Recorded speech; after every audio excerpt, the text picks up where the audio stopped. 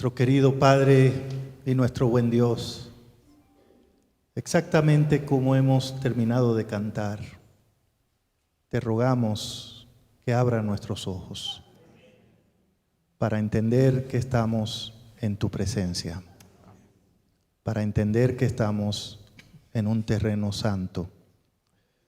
Abre nuestros oídos para oír tu palabra y tener la humildad de aceptarla como lo que es tu palabra y tener el valor de practicarla.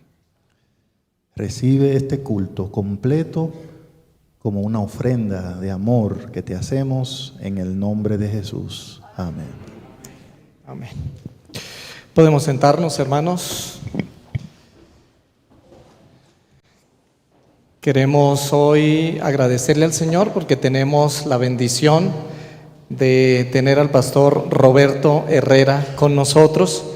Creo que él ya es conocido en nuestra iglesia, ya ha estado en otras ocasiones aquí en la iglesia de Palermo, pero pastor, para nosotros sigue siendo un privilegio poder contar con su compañía. El pastor Roberto Herrera es el director de mayordomía de la división interamericana, y aunque viene de la ciudad de Miami, porque vive en la ciudad de Miami, pero es oriundo de República Dominicana. Así que estamos agradecidos por la compañía del pastor. ¿Cuánto le damos la bienvenida? Nos sentimos felices y privilegiados como iglesia de tenerle con nosotros, y el pastor es la persona que Dios ha escogido para que dirija el estudio de la palabra de Dios en esta ocasión. Pastor, Dios le bendiga y bienvenido a nuestra iglesia. Gracias, pastor, muy amable. Un saludo, hermanos, para todos. Dios les bendiga mucho. Estoy aquí por la bondad de Dios y la gentileza del pastor Abella, que me extendió esa invitación, y de inmediato, con mucho gusto, la acepté, porque siempre es bonito, bueno, agradable venir a la iglesia aquí de Palermo y compartir con ustedes. Espero que la iglesia aquí en Palermo siga siempre creciendo para gloria del Señor. Y bueno, estamos en unas reuniones acá que también están resultando muy bendecidas, y fue una alegría hacer este alto para compartir con ustedes la palabra del Señor. Durante las últimas semanas, la iglesia aquí en Palermo ha estado yendo a las Escrituras para identificar episodios bíblicos que cuentan el encuentro de alguna persona con Cristo. Ustedes han disfrutado de esa serie por casi 2 meses ya. Hoy la serie está llegando a su parte final, y a estas alturas me supongo que la iglesia tiene claro que, número 1, Dios quiere tener un encuentro con cada uno de nosotros. Estos encuentros no son fortuitos, no son especiales en el sentido de que Dios solo se encuentra con algunas personas. No, Dios quiere tener un encuentro con cada uno de nosotros, y nosotros necesitamos tener un encuentro con Dios. Supongo que a estas alturas también la iglesia tiene claro que todo encuentro con Dios tiene el potencial de transformar nuestra vida, porque la palabra de Dios es poderosa, las promesas de Dios son fieles y verdaderas, y todo lo puedo en Cristo que me fortalece. De todas maneras, hay personas que se han encontrado con Dios y no fueron transformados porque no aprovecharon esa oportunidad. Pero lo que queda claro es que nadie experimenta una transformación espiritual sin tener un encuentro con Dios. San Juan 15:5 claramente establece: separados de mí, nada podéis hacer. En otras palabras, si no se encuentran conmigo, si no hay un encuentro entre nosotros, no va a pasar nada. Ahora, es importante que también entendamos ese concepto de encuentros que transforman. Cuando Dios transforma a una persona, estamos hablando especialmente de una transformación espiritual. Dios transforma el carácter sobre todo. porque Dios tiene un solo plan con nosotros. Y el plan de Dios no es hacernos exitosos ni felices. Por supuesto, Él quiere que nos vaya bien en todo. Pero el plan que tiene Dios para este mundo es darnos vida eterna en Cristo Jesús. Por eso, cuando Dios transforma a una persona, lo transforma para ser salvo. Lo transforma para que accese a ese plan que Él tiene. Así que Dios va a quitar cosas de tu vida, va a añadir cosas a tu vida, pero siempre en alineación con el plan que Él tiene de salvarte.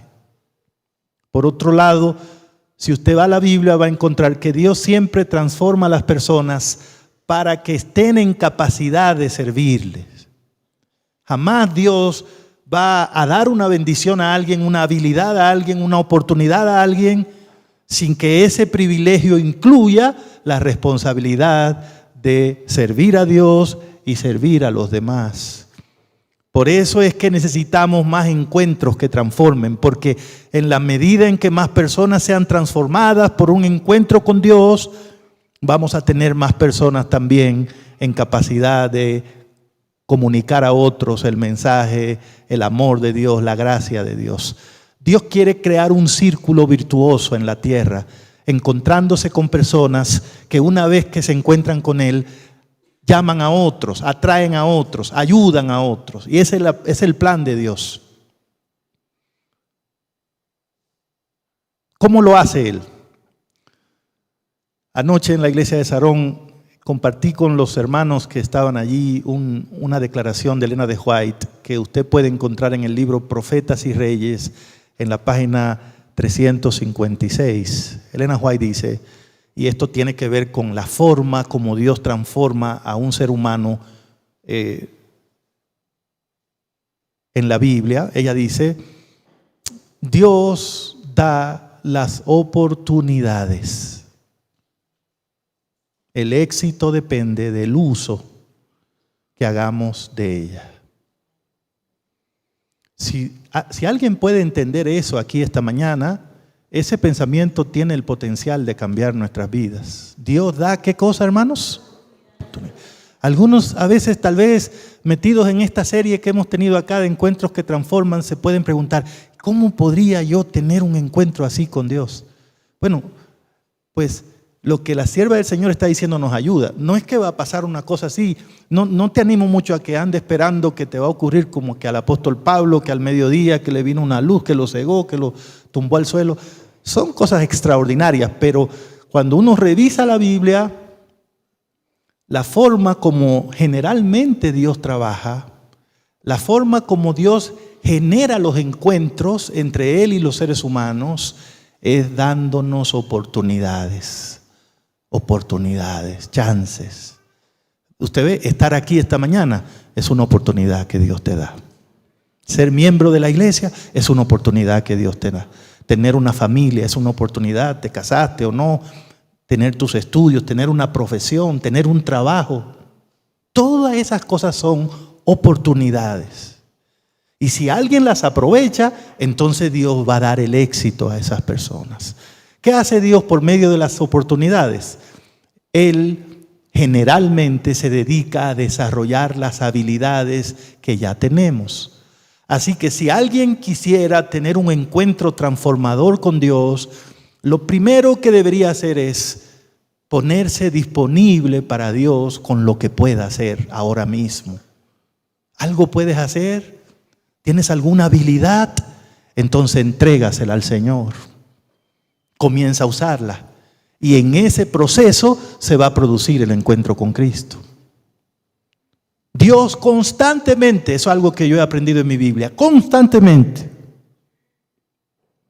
está desarrollando habilidades en los seres humanos. Habilidades nuevas y también las que ya tenemos. ¿Por qué? Porque Dios quiere transformarnos para servir. Dios quiere transformarnos para crear un círculo virtuoso de gracia, de amor, de misericordia, de perdón, de confraternidad en el mundo. Y Él necesita transformar personas. Así que ahora mismo, en donde tú estás, en lo que tú estás haciendo, ahora mismo, se puede producir un encuentro con Dios en ese lugar. ¿Por qué? Porque Dios quiere desarrollar tus habilidades, tu vida. Ustedes, por ejemplo, piensen conmigo en estas cosas. David, el que llegó a ser rey de Israel, cuando jovencito era un pastor de ovejas. Y está claro por los desarrollos futuros de su vida que David había aprendido a usar la honda. Evidentemente, en esos tiempos le servía para proteger a sus ovejas del ataque de animales salvajes y depredadores. Pero hermanos, David desarrolló la habilidad de usar la honda. ¿Ustedes creen que David tenía en su mente la idea de que aprendiendo a usar esa honda, en algún momento esa habilidad Dios la iba a usar para librarlo a él de un enfrentamiento con un gigante? ¿Y que eso iba a representar una gran victoria espiritual para su pueblo? Yo creo que no. Pero cuando llegó el momento, Dios usó la habilidad que él tenía. ¿Qué es lo que tú sabes hacer, muchacho? Pues yo sé tirar piedra. Pues ven, tíramele una piedra a este gigante. El apóstol Pablo, ustedes saben que escribió los libros más teológicos del Nuevo Testamento. La carta a los Romanos, Gálatas. ¿De dónde aprendió esa capacidad legal para explicar las cosas como él lo hace? Pues Pablo la aprendió en una escuela de fariseos, un maestro llamado Gamaliel. ¿Ustedes creen que Pablo pensó, aquí estoy yo aprendiendo con Gamaliel para después escribir los libros cristianos más influyentes de la historia? No. Pero cuando se produjo el encuentro con Dios, el Señor usó las habilidades que él tenía. Por eso, ¿quién escribió los libros más importantes del Antiguo Testamento? Moisés. ¿Por qué? Porque era el judío más educado que Dios pudo encontrar en ese momento. ¿Dónde aprendió todo lo que sabía? En una escuela pagana con los egipcios, pero era una habilidad. Y como la puso disponible para Dios, el Señor usó su vida de manera extraordinaria. Por eso, Pablo, que era el más educado de los discípulos de ese tiempo, Dios lo usó para escribir los libros más exhaustivos que tenemos en el Nuevo Testamento. Por supuesto, Dios puede usarnos a todos, pero usa mejor a aquellos que ponen sus habilidades al servicio de Él. Y qué cosa más interesante. Como Dios es el mismo ayer, hoy y por los siglos, como Él no cambia, dice Malaquías 3:16, nosotros podemos aprender de cómo Dios transforma a las personas por medio de un encuentro con ellos, haciendo lo que esta iglesia ha estado haciendo en los últimos 2 meses, fijándonos en esas vidas, en esos encuentros. Y hoy yo quiero compartir uno de esos encuentros con ustedes. Porque a veces pensamos que llegar a ser un buen cristiano es un asunto que va a pasar un día, algo va a pasar, voy a oír un sermón, voy a tener un sueño, voy a hacer un ayuno, voy a hacer una oración, el Espíritu va a venir, me voy a transformar, pero yo no le aconsejaría que esté esperando que algo así ocurra. Dios puede hacer lo que Él quiera, pero cuando usted va a la Biblia, usted encuentra que las personas que crecieron en su caminar con Cristo fueron personas ordinarias que aprovecharon las oportunidades que Dios le dio. Y en la medida en que lo iban haciendo, Dios fue transformando su vida y fue habilitándolos para tener un ministerio extraordinario para gloria del Señor.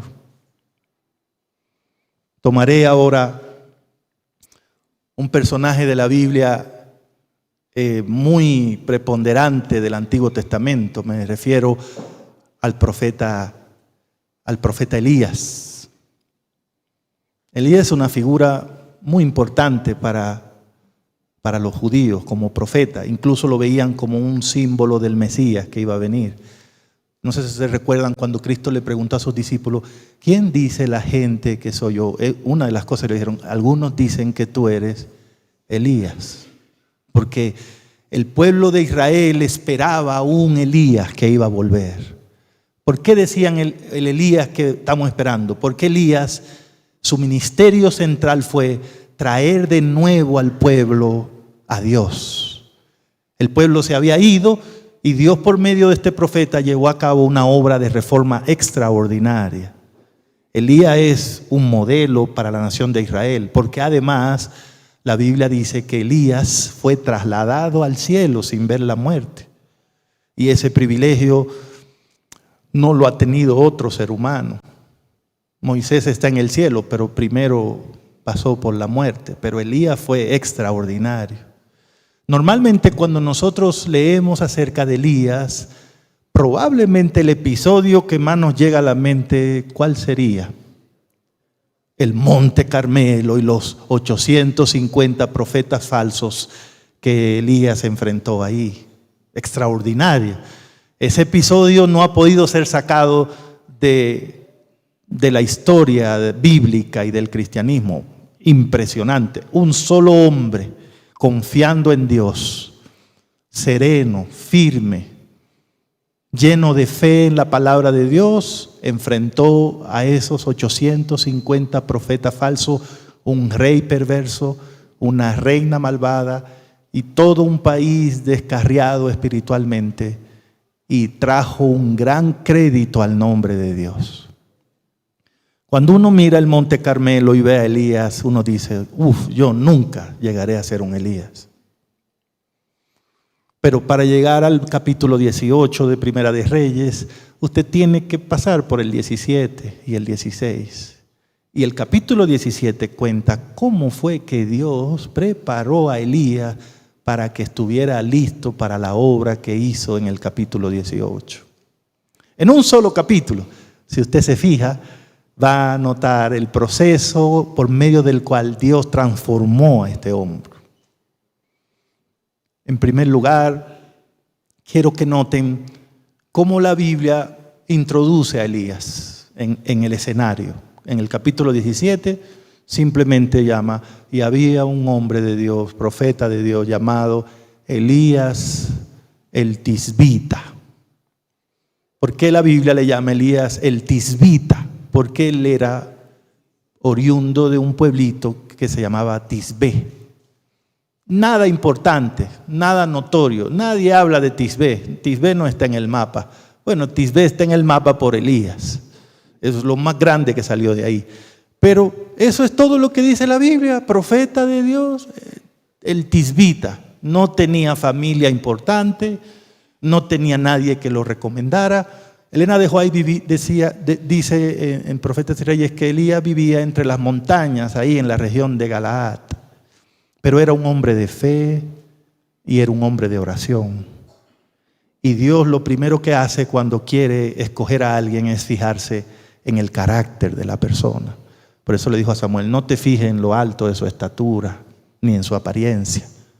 Porque yo no soy como el ser humano. Ustedes miran la apariencia, pero yo miro, ¿qué dijo Dios? El corazón. A Dios le importa el carácter. Y no importa dónde viva la persona, no importa la circunstancia en la que viva, no importa el nivel social que tenga, donde quiera que Dios encuentre a alguien que confíe en Él, que lo respete, que dependa de Él, Dios estará listo para transformar a esa persona y usarlo para gloria de su nombre.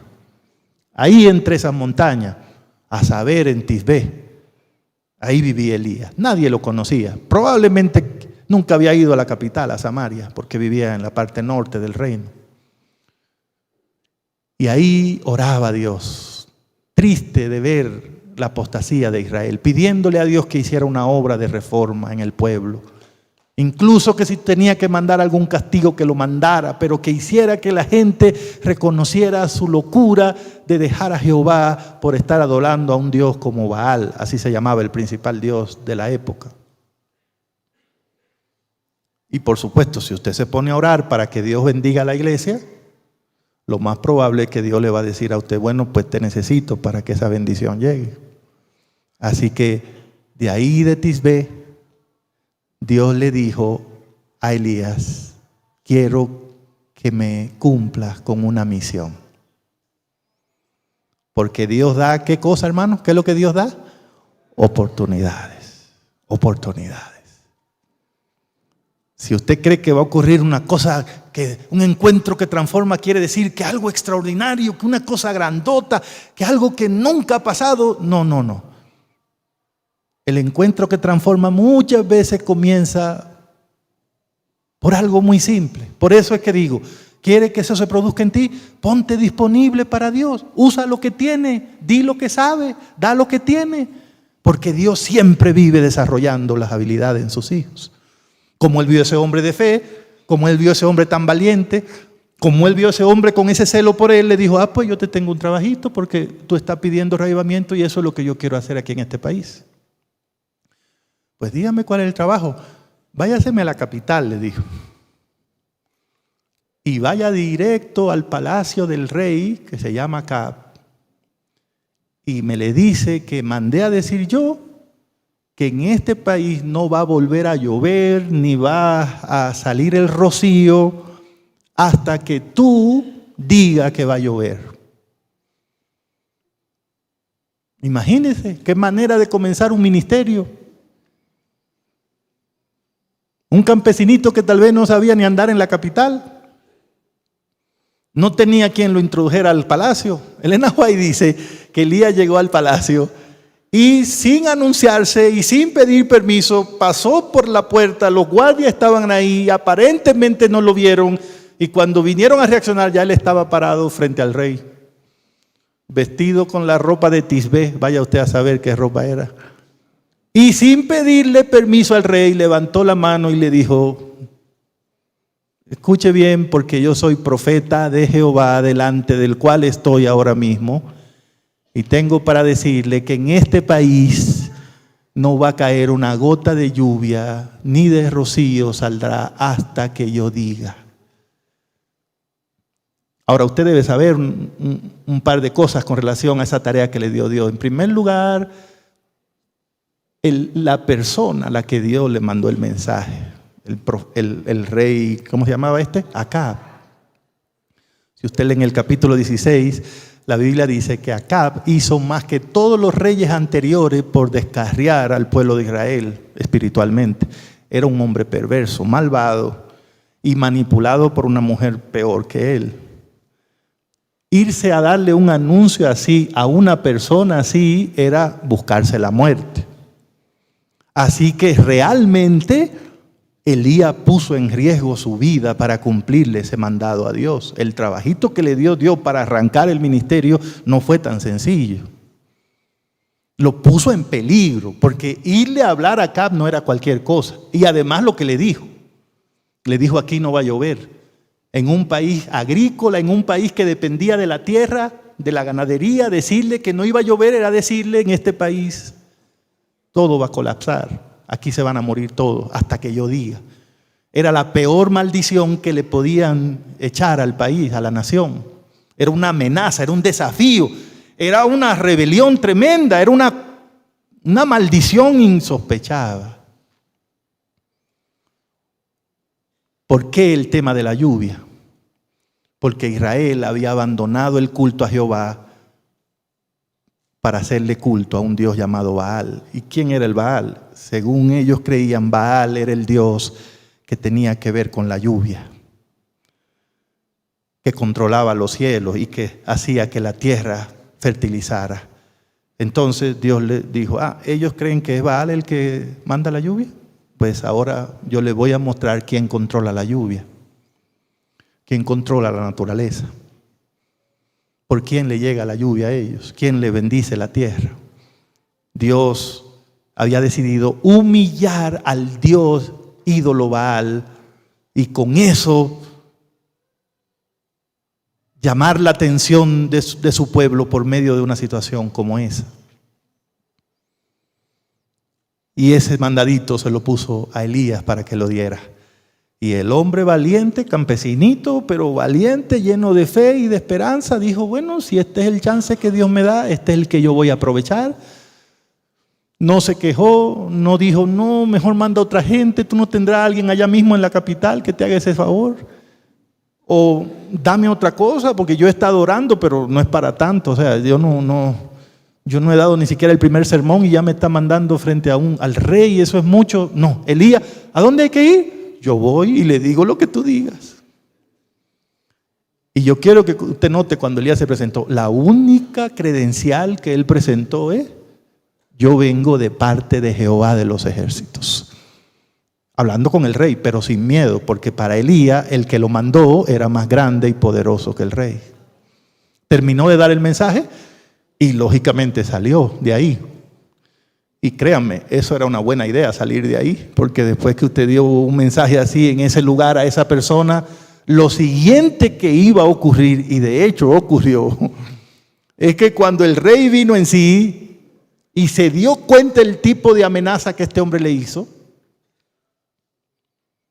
estalló en ira y lo vio como una amenaza y una maldición, y entonces dio la orden de que se buscara a ese hombre por todas partes, por todas partes.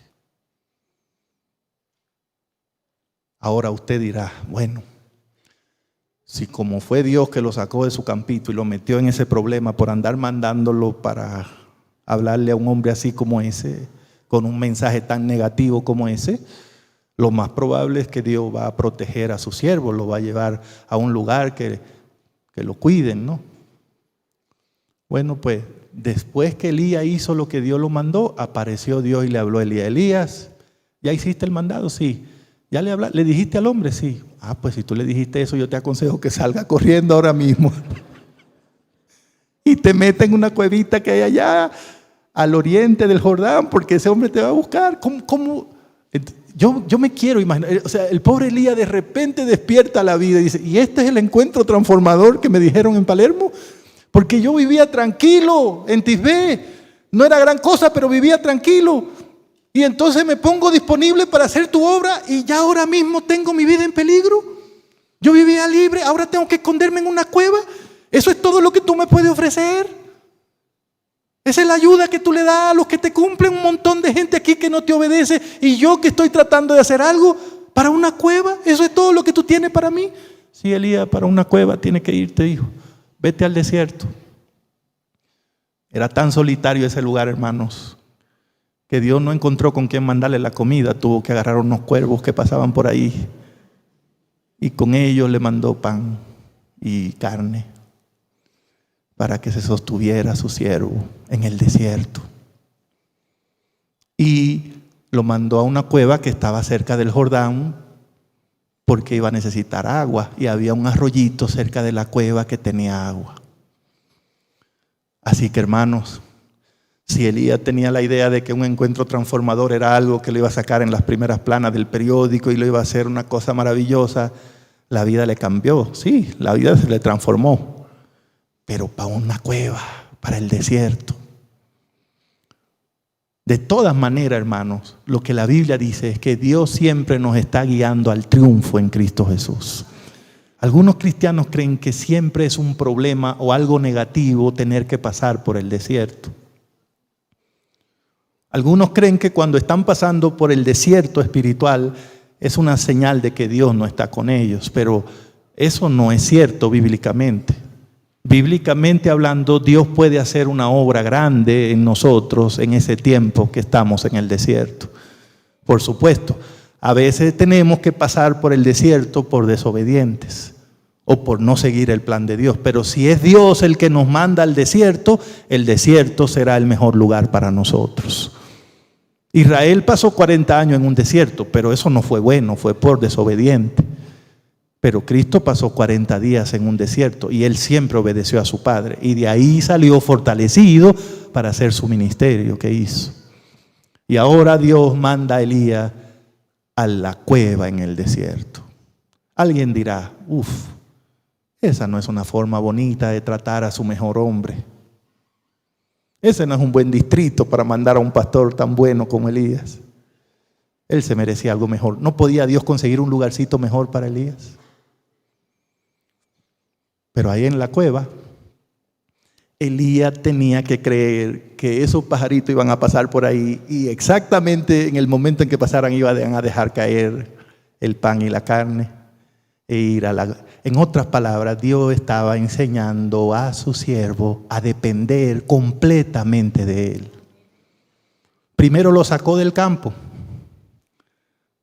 lo llevó a la capital y lo puso a hacer un trabajo peligrosísimo, porque estaba formando a su siervo, desarrollando la habilidad del valor, de la fe, de la confianza y de no tener temor a ninguna circunstancia o persona. Y luego lo manda a una cueva donde literalmente dependía de Dios. Y hermano, yo quiero imaginarme a Elías en esa cueva. Salía, agarraba su pancito, su carne, entraba, comía y al arroyo agua. No sabemos cuánto tiempo pasó ahí, pero puede ser que haya sido meses, tal vez cerca de un año en esa cueva. Lo cierto es que pasó tanto tiempo que el arroyito de donde él agarraba el agua se secó. Porque si usted se pone a profetizar que no va a llover, pues se le va a secar el arroyo. La pregunta es, ¿no podía Dios mantener el arroyito ese con agua? ¿No le podía hacer ese favorcito a Elías? Porque no fue Elías el que escogió ese hotel para irse a alojar ahí. ¿Quién lo mandó ahí? Y si Dios mandaba a los cuervos, ¿no podía el agua mantenérsela? Y si usted lee la Biblia, la próxima vez que Dios habla con Elías es cuando ya el arroyito se secó, no antes. Yo me imagino al pobre Elías saliendo y viendo que todos los días la cosa se iba gastando, ¿no? Tal vez mirando para arriba, tú te estás dando cuenta, ¿verdad? O sea, si se me acaba el agua, ¿qué voy a hacer? Porque aquí no hay gente, o sea, y tú me tienes escondido acá. ¿Podría mantener el agua? Salía, hasta que llegó un punto que el agua literalmente se secó. Obviamente, si se secó, ya Elías no podía estar ahí. Y en ese momento aparece Dios y le dice, no te preocupes, Elías, yo estoy claro del asunto. ¿Se secó el agua? Sí, se secó el agua, ahí está. Pero no te preocupes, ya yo tengo quien te va a resolver tus problemas. Salte de la cueva y te me va a Sarepta, un pueblo que pertenecía a los sidonios. Ahí ya tengo una mujer viuda que te va a suplir de todas tus necesidades. Hermanos, yo solo quiero que ustedes miren, ¿verdad? Porque desde el punto de vista humano, como que el programa con Elías no va bien. El hombre fiel a Dios y como que las cosas empeorándose. El hombre fiel a Dios sale de su campo, va a la capital, cumple un trabajo para Dios. No es que él era un revoltoso, no se metía en política, solo fue a hacer un trabajo para Dios y ahora tiene que vivir escondido. Escondido por eso, ahora se le acaba el agua. Y todavía viene Dios y lo mejor que le puede ofrecer es una viuda pobre para que le supla sus necesidades. Las viudas estaban entre los más vulnerables, los más pobres. Y ahora este pobre hombre serio como era Elías, buen profeta y todo, a tener que ir a pedirle a una mujer que más bien necesitaba que le llevara. Desde el punto de vista humano no se ve promisorio, pero desde el punto de vista del cielo, Dios estaba preparando a sus siervos para la gran obra que le esperaba. Y Elías era un hombre de fe, por eso está en el cielo ya. Salió de la cueva y se fue a Sarepta. No pierdan de vista que era Sarepta de los sidonios. Es decir, lo mandó a otro país. ¿Y a qué país? ¿Se acuerdan por qué andaba huyendo Elías? Porque se puso a hablar en contra de Baal. ¿Sabe cuál era la nación principal de adoración a Baal? Sidón. O sea, Dios metió a Elías en el problema con Baal y ahora lo manda al centro del culto de Baal. Era como para que Elías lo mirara y dijera, ¿tú me estás ayudando o cómo? O sea, a Sidón. La esposa de Acab, Jezabel, era de Sidón. Era un peligro estar ahí para el profeta.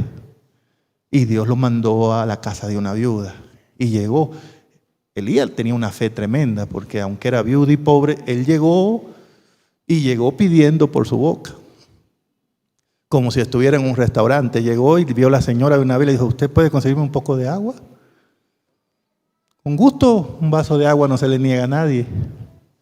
Y no la dejó llegar a buscar el vaso de agua y le dijo, y de una vez, por favor, consígame algo de comer, que me hace falta también. Y entonces ahí vino el problema, ¿no?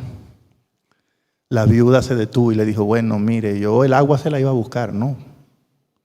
Pero ahí el tema de comida, con eso, ahí no le puedo colaborar, fíjese. En mi casa no hay comida, en mi casa no hay comida. Yo me quiero imaginar a Elías cuando ella le dijo así, mirando para arriba, ¿y no me dijiste que la señora iba a colaborar? En mi casa no hay comida, le dijo. Bueno, para serle honesta, me queda un poquito de harina y un poquito de aceite. ¿Usted me encontró recogiendo qué? El pedacito de palo para entrar, cocinar eso, y eso que yo tengo da para mi hijo, que tengo un hijo, y para mí. Es decir, búsquese en la lista, usted no aparece ahí. Y cuando nos comamos eso, le dijo la señora, nos vamos a morir. Oiga esto, Elías muriéndose en una cueva y Dios lo manda para una mujer que dice que después de su próxima comida también se va a morir. ¿Qué cuadro es este? ¿Cómo Dios está tratando a su siervo de esa manera? Si ese siervo está en ese lío, en esa circunstancia, por ser obediente a Dios. ¿Qué cosa? A veces yo me he querido imaginar cómo hace Dios en el cielo, oyendo todos los clamores y los gritos y los pedidos de todos nosotros. Al mismo tiempo, todos gritando y orando y pidiéndole cosas. Y hay algunos que gritan más fuerte que otros. A veces yo he pensado que cuando Dios tiene dos que gritan mucho, lo que Dios hace es que junta esos dos gritones como para que, a ver qué se hacen ahí unos con otros. Y Dios vio a esa viuda en Sarepta. Era un país pagano, pero Dios conocía el corazón de esa mujer. Y tenía a Elías gritándole en una cueva. Entonces Dios lo voy a juntar a los dos para que aprendan a depender completamente de mí. Afortunadamente Elías era un hombre de Dios, era un pastor. Y él con mucha humildad le dijo a la señora, no te angusties, no te angusties. Yo te pedí la comida, pero no crea que eso va a traerte un problema. Mi Dios Jehová te manda a decir que la harina en tu casa no se va a acabar, que el aceite no se va a terminar.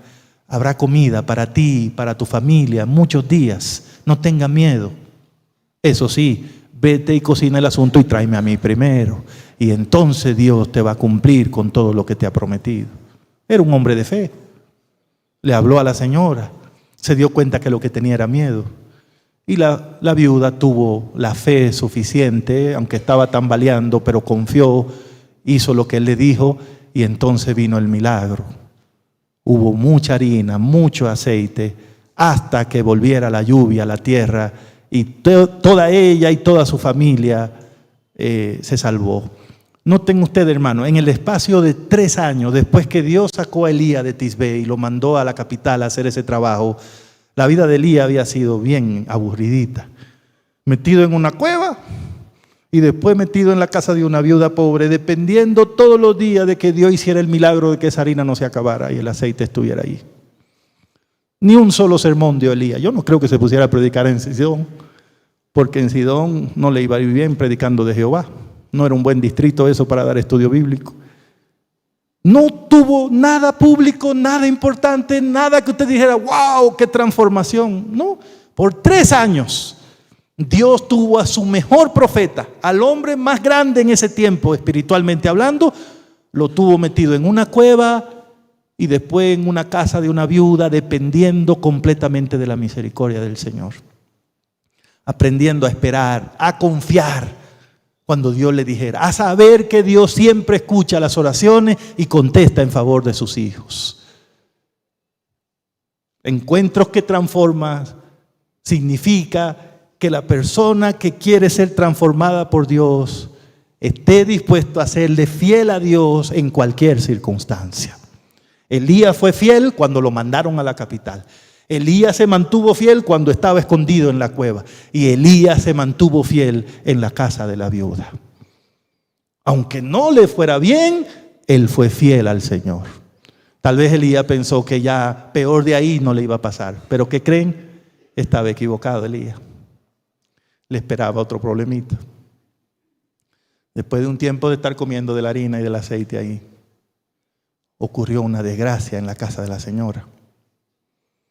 El hijo que ella tenía, lo único que le quedaba, se le murió. Y hermanos, ¿a quién creen ustedes que le echó la viuda la culpa de que el muchacho se muriera? ¿Cómo le parece? A Elías. El muchachito muerto fue donde él dijo, quiere decir que a eso fue que usted vino a mi casa. A traer delante de mí todos mis pecados para que mi Dios me castigara y mi hijo muriera. O sea, por usted estar aquí es que mis pecados me alcanzaron y mi hijo murió. Pobre Elías. Dios lo manda a esa casa y en vez de bendecir esa casa porque su siervo está ahí, deja que se le muera el único hijo que tiene la señora. Usted tiene que leer eso en el capítulo 17. Elías se vio muy turbado, muy preocupado cuando esa mujer le llegó con ese niño muerto. Él agarró el niño y se lo llevó a un aposento donde él dormía, que le habían provisto. Y la oración de Elías es extraordinariamente gráfica cuando él habló con Dios, porque él le dijo, en el capítulo 17, él le dijo a Dios, y también a esta mujer le vas a mandar todo este montón de problemas. O sea, fíjese la oración. O sea, y también a esta casa vas a mandar males. Como quien dice, a mí me tienes arruinado. Desde que me sacaste de mi campo, yo no salgo a camino. He tenido que aguantarme, pero yo no veo salida en todo esto. Pero me tienes aquí y también a la mujer donde yo estoy, la vas a arruinar. Y entonces Elías, dice la Biblia, por primera vez lo dice, que clamó. No oró, no, clamó. Y eso es un nivel más profundo de oración. 3 veces clamó Elías y se ponía sobre el niño, pidiéndole a Dios, trae de nuevo ese muchachito, trae de nuevo ese muchachito. Yo no voy a pasar esa vergüenza aquí. Trae de nuevo, devuélvele la vida a ese muchachito. 3 veces. Y Dios oyó la oración de su siervo. Porque el niño estaba muerto. Para volver a la vida dependía de qué, hermanos? De un milagro. Dios puso a Elías en una condición que si no ocurría un milagro, él estaba perdido. Y clamó y clamó y clamó y el milagro se cumplió. Y el niño volvió a la vida. Yo me quiero imaginar cómo Elías tomó ese niño y se lo trajo a la vida y le dijo, no, mira, aquí está tu hijo, está vivo. Está vivo. ¿Y saben qué pasó extraordinario, hermano, en ese momento? Si usted lee el relato bíblico, la Biblia dice que la viuda en ese momento dijo, ahora yo sé que tú eres un hombre de Dios y que la palabra de verdad está en tu boca. Esa mujer era de Sidón, era pagana. Dios conocía su corazón, pero ella necesitaba llegar a tener fe completa en Dios. Y esa mujer había visto el milagro de Dios por muchos meses. La harina entraba a la cocina, cocinaba y no se acababan los ingredientes, aunque ella no traía nuevos. Pero a pesar de ver el milagro todos los días, la fe de esa mujer no había sido totalmente cimentada. Cuando vino la desgracia grande en su vida, Dios sabía, Dios no mató a ese niño, Dios sabía que esa mujer iba a pasar por eso. Y Dios decidió en su plan para salvarla, que el más grande profeta de él lo sacó de una cueva donde Dios podía darle agua y harina y carne y todo ahí, pero lo sacó de esa cueva, lo mandó a la casa de esa mujer para que cuando le pasara la desgracia que le pasó, Elías estuviera allí y la ayudara a tener fe en el Señor. Y ahora esa mujer también había tenido su encuentro transformador con Cristo. Y también de paso, aunque esa no era la obra de la vida de Elías, Dios le enseñó a no pasar por alto a las personas comunes y corrientes. Y entonces, hermanos, cuando Dios le enseñó todas esas lecciones a su profeta en el capítulo 17, entonces viene el capítulo 18. Dios le dice a Elías, vuelve a la capital y encuéntrate con el hombre aquel. Ustedes entienden lo que eso significa, ¿verdad?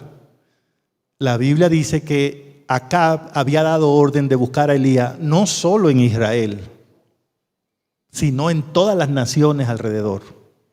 Y había hecho que los gobiernos de las naciones extranjeras le juraran por sus dioses que no lo habían visto. O sea, era tenaz la cacería que tenía Acab contra Elías. Y Dios le dice, vuélvete a la capital y encuéntrate con él. O sea, le está diciendo, ya sabes. Y hermano, ese hombre, por supuesto, acostumbrado a ver milagros, a ver que Dios contesta, que Dios hace siempre lo que dice, se fue a la capital. Se encontró con Abdías, el siervo, y le dijo, dile a tu amo que yo estoy aquí, que nos tenemos que ver. Y ustedes conocen la historia, cuando se encontraron cara a cara Acab con Elías. Acab medio temblando, y tú eres el que tiene alborotado este país. No, alborotado lo tiene usted y la familia suya, que han metido un montón de ídolos acá. Pero ha llegado el momento cuando este país tiene que saber si es Baal el Dios o si es Jehová.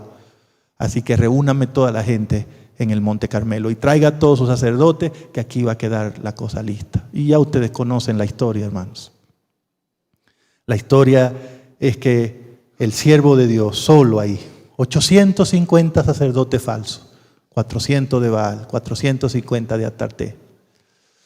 Pusieron el altar con la vaca, con todo, leña, y cada grupo iba a orarle a su Dios. El Dios que mandara fuego y quemara el altar con el sacrificio, ese sería aceptado como el Dios verdadero. Y todo el pueblo estaba ahí, y el rey estaba ahí. Y a todos les pareció justo eso. Y ustedes conocen la historia, hermanos. Aquellos se pasaron el día entero clamando. Hay una cosa interesante que dice Elena White. Elena White dice que Satanás en ese momento estaba deseando hacer algún truco para que esa cosa aprendiera. Pero que en ese momento Dios limitó el poder de Satanás y no pudo crear ni una chispa de fuego cerca del altar. Y entonces ya cuando ya se cansaron después del mediodía a la hora del sacrificio, Elías preparó su altar y ustedes saben, hizo zanja, lo llenó de agua, muchas veces agua le echó. Y ahí estaba ese profetita. Yo quiero que ustedes me digan, hermano, ¿qué ustedes creen que le hubiese pasado a Elías si él ora para que caiga fuego del cielo y no hubiese caído ese fuego? Hermano. Es decir, Elías estaba en una condición que dependía de un milagro de Dios. Pero todo el trayecto a través del cual Dios lo había llevado, lo había preparado para ese momento. Él sabía que Dios escucha. Él sabía que Dios contesta. Y él sabía que Dios es poderoso y que hace milagros. Y por eso, aunque los otros estaban brincando, saltando, sajándose la piel con espada y con lancetas y con una locura y un desenfreno, Elías tranquilo, oró sin ruido, sin espantos y le dijo, Señor, contéstame y quema esto para que este pueblo vea que tú eres el Dios verdadero. Y ustedes conocen la historia. Terminado de orar, de inmediato, fuego del cielo cayendo. O sea, traten de imaginarse esa escena, ¿no? Traten de imaginarse a la gente asustada de rodillas mirando fuego cayendo del cielo, quemándolo todo. Traten de imaginarse cómo estaban de aterrados esos sacerdotes y Acab. Y traten de imaginarse a Elías sereno, tranquilo, sabiendo que ese es el Dios poderoso en el que él había confiado toda su vida. Hermanos, la Biblia muestra claramente una lección que debemos aprender.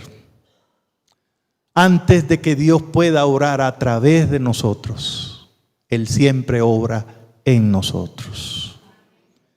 Dios quiere producir un encuentro transformador en tu vida, porque eso es lo único que te puede capacitar para glorificar el nombre de Dios. Ahí donde estás, ahí con lo que haces, en el lugar donde trabajas, en el lugar donde estudias, en el lugar donde vives. Necesitamos Elías. ¿Quiénes son los Elías? Hombres y mujeres que donde están hacen que las personas se tengan que fijar en Dios. Hombres y mujeres que donde están dan testimonio y dicen, yo testifico que hay un Dios en los cielos, un Dios que escucha, un Dios que es bueno, un Dios que da chance. A mí me ha oído, como decía el rey David. Yo clamé y Dios me oyó. Doy testimonio de eso. Necesitamos más Elías. Necesitamos Elías en la iglesia. Necesitamos Elías en Bogotá, en Colombia, en todas partes. Pero nos gustaría mucho tener el espíritu poderoso de Elías, la fe de Elías, pero tal vez no queremos pasar por la cueva y por la casa de la viuda por la que tuvo que pasar Elías. Pero ese es el encuentro transformador. Ninguno de nosotros está preparado para venir a la presencia de Dios. Ninguno de nosotros tiene algo que ofrecerle a Dios. Todos nosotros espiritualmente estamos en bancarrota. Nosotros estamos aquí por la misericordia del Señor. Y para hacer algo en esta vida que glorifique a Dios, necesitamos primero que Dios transforme nuestra vida. Ese proceso es un proceso soberano de Dios. No sabemos qué va a pasar, no sabemos qué circunstancias nos va a tocar enfrentar, no sabemos a qué lugares Dios nos va a enviar, no sabemos, pero hay una cosa que sabemos: Dios nos está guiando siempre al triunfo en Cristo Jesús. Hay un pensamiento del deseado de toda la gente que ha sido una flecha en mi corazón a lo largo de mi vida cristiana. La sierva del Señor dice: Dios nunca conduciría a sus hijos por un camino distinto al que ellos mismos escogerían si como Él pudiesen ver el fin desde el principio. En la cueva no era fácil ver el Monte Carmelo. En la casa de la viuda, pasando trabajo con una mujer pobre, no era fácil ver el triunfo frente a toda la nación. Pero ese fue el proceso que escogió Dios para preparar a su siervo, para salvarlo. Y no terminó ahí. Ustedes saben que después Elías batalló con su fe y todo, pero llegó a entender el plan de Dios. Y por eso Dios le honró, llevándolo directo al reino de los cielos. Ahora, ¿qué dicen ustedes? Si alguien dice que Dios trató mal a su siervo mandándolo a una cuevita, si alguien dice que Dios no fue considerado con su profeta mandándolo de una mujer que ni tenía para ella, ¿cómo nos queda el rostro cuando vemos que a ese profeta Dios lo honró llevándolo de inmediato a las mansiones celestiales? Qué linda lección, hermanos queridos. Y al terminar esta serie de encuentros que transforman, al ver la vida de todos estos personajes maravillosos, pero gente ordinaria, porque el maravilloso es Dios, la pregunta que queda es: ¿y el encuentro de nosotros? ¿Queremos que se produzca el encuentro de nosotros con Dios? ¿Queremos que Dios nos transforme a nosotros también? ¿Estamos dispuestos a poner lo que somos, lo que tenemos, a usar nuestras habilidades, a aprovechar nuestras oportunidades para que Dios pueda hacer ese trabajo en nosotros? Sí, eso es lo que tenemos que hacer, aprovechar las oportunidades. No espere que te va a llegar algo del cielo. No espere. Haz lo que tenga que hacer. Sé fiel a Dios en la capital, en la cueva, en Sarepta. Sé fiel a Dios. Usa tus habilidades y Dios va a desarrollar esas habilidades para gloria de su nombre. Yo estoy listo para tener una oración, aunque sea por una persona que quiera decirle al Señor: Señor, guía mi vida, llévame por donde tenga que llevarme, ayúdame, prepárame, quita de mi vida lo que tenga que quitar, añade lo que tenga que añadir, pero transfórmame, Señor. De eso se trata la iglesia, hermanos. ¿Qué sentido tiene pasarnos 40 o 30 años aquí si somos las mismas personas? El plan de Dios no es que envejezcamos en la iglesia, es que crezcamos en Cristo. Y eso solo lo puede hacer el Espíritu Santo. ¿Hay alguien que quiera pedirle al Espíritu Santo hoy: toma mi vida, transfórmala? Gloria a Dios. Usted se puede levantar. Si alguno de ustedes quiere venir aquí delante, no hay nada que se lo impida. Solo estoy ofreciendo una oración para que Dios bendiga tu vida y te transforme. Si es tu deseo, si el Espíritu de Dios toca tu corazón y quiere entregarle tu vida a Dios en este momento, fíjate bien, entregarle tu vida a Dios. Porque incluso pueden haber personas en la iglesia que nunca le han entregado su vida a Dios. Este es un buen momento. Eso es un buen momento para que Dios te transforme. Adelante. pueden venir ahora. Aquellos que deseen pedirle a Dios esa bendición en su vida, están invitados a acercarse al Señor de manera simbólica aquí en el altar. Estamos listos para orar, gloria a Dios, acérquense, pueden venir. Yo creo que se pueden acercar más porque algunos quieren también venir. Es un momento de consagración al Señor y vamos a cerrarlo con una oración. Gloria a Dios, gloria a Dios. Oremos. Bendito Padre que estás en el cielo, después de pasar todas estas semanas mirando cómo tú te acercas al ser humano, cómo tú transformas al ser humano, cómo tú usas a los seres humanos, hay en nuestro corazón una gran esperanza, porque si lo hiciste con Elías, si lo hiciste con Pedro, si lo hiciste con David, si lo hiciste con Moisés, puedes hacerlo con nosotros también, Señor, porque tú eres el mismo ayer, hoy y por los siglos. Oh Señor, si hoy esas personas son admiradas por nosotros, es porque nos ayudan a entender que necesitamos tener un encuentro contigo. No eran seres extraterrestres, eran personas que aprovecharon las oportunidades que tú les diste. Y aquí estamos nosotros de pie para decirte, Señor, también a nosotros ayúdanos a aprovechar nuestras oportunidades. Que no nos pase el tiempo de balde aquí en la iglesia, que no nos pasen los días sin clamar a ti en oración y sin buscarte en el estudio de tu palabra. Que no nos pasen los días sin hacer algo, sin decir lo que sabemos, sin dar lo que tenemos, sin hacer algo, sin poner nuestras habilidades en tus manos, Señor. Míranos aquí, úsanos como tú quieras, Señor. Guíanos como tú quieras, pero no deje que nuestra fe caiga. Y que en el día final, Señor, todos los que estuvimos en este culto podamos encontrarnos con Elías y con todos los que triunfaron en el reino de los cielos. Esa es nuestra oración y la hacemos en el nombre de Jesús. Amén. Amén. Dios les bendiga mucho, hermanos.